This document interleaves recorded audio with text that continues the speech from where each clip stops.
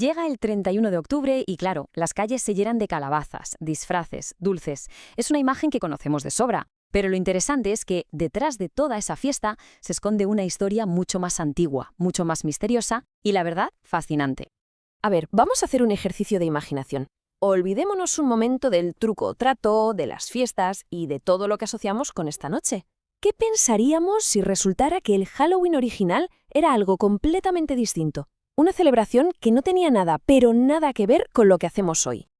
Pues para encontrar el verdadero origen de Halloween tenemos que hacer un viaje en el tiempo. Y no uno corto, ¿eh? Hablamos de unos 2000 años atrás, a las antiguas tierras celtas. Y el punto de partida no es una fiesta de disfraces, no. Es un festival sagrado que se llamaba Samhain. Samhain no era una fiesta cualquiera. Era uno de los momentos más importantes del calendario celta. Un auténtico punto de inflexión. Significaba que se acababa el verano, la luz, la abundancia, y se le daba la bienvenida al invierno, a la oscuridad y a la incertidumbre. Era un cambio de ciclo vital, en toda regla.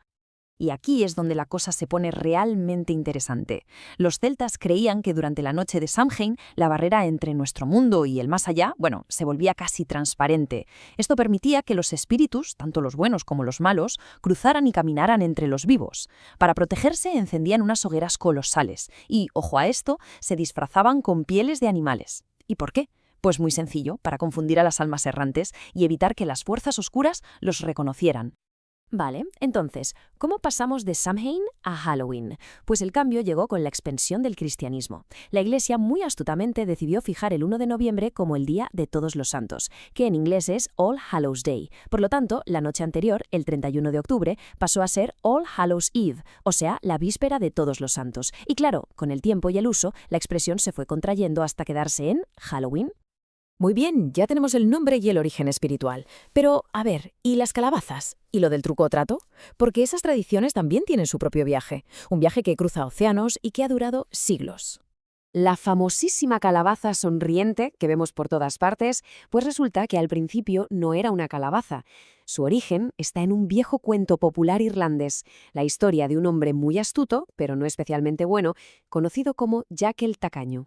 La leyenda cuenta que Jack era tan listo que engañó al diablo varias veces, pero su vida de trampas le costó cara. Al morir no le dejaron entrar ni en el cielo ni en el infierno, así que fue condenado a vagar eternamente en la oscuridad.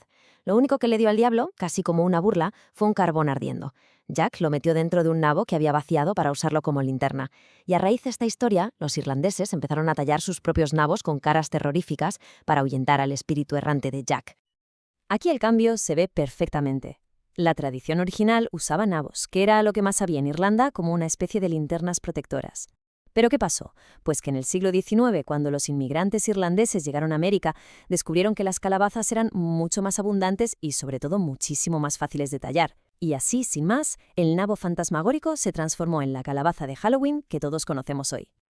Y con el truco o trato pasa algo muy parecido. Su historia es fascinante. Todo empieza en la Edad Media con una costumbre llamada souling, donde los más pobres iban pidiendo una especie de pasteles a cambio de rezar por las almas de los difuntos. Siglos más tarde, en Irlanda, estaban los Ramboys, que eran grupos de gente disfrazada que iban de casa en casa cantando. Y finalmente, en Estados Unidos, todas estas costumbres se mezclaron y evolucionaron hasta convertirse en el trick or treat, donde los niños directamente pedían un dulce para no hacer una trastada. Llegamos a principios del siglo XX. Para entonces, Halloween ya era una fiesta muy popular en Estados Unidos, pero aquí es donde algo cambia para siempre. La celebración pasa de ser un conjunto de tradiciones populares a convertirse en una industria multimillonaria. Y para entender esto, hay un concepto clave: la mitología comercial. ¿Qué es? Pues dicho de forma sencilla, es el proceso por el cual las empresas cogen un relato cultural, como el de Halloween, y lo reempaquetan para convertirlo en un motor de consumo. Las antiguas creencias sobre espíritus y cosechas se transforman en la excusa perfecta para vender disfraces, toneladas de dulces y todo tipo de decoración. Para que nos hagamos una idea de cómo funciona esto, solo hay que ver un caso parecido, el crecimiento de San Valentín en Argentina, una festividad importada que con el empujón comercial adecuado puede crecer de forma exponencial en poquísimos años. Pues Halloween ha seguido un patrón muy similar en muchísimos países, pasando de ser una cosa casi exótica a un evento de consumo masivo. Todo gracias a un marketing muy potente. Pero claro, a pesar de su enorme popularidad y de toda esa fuerza comercial, Halloween no ha sido bien recibido en todas partes. Su expansión por el mundo se ha encontrado tanto con un enorme entusiasmo como con una resistencia muy fuerte.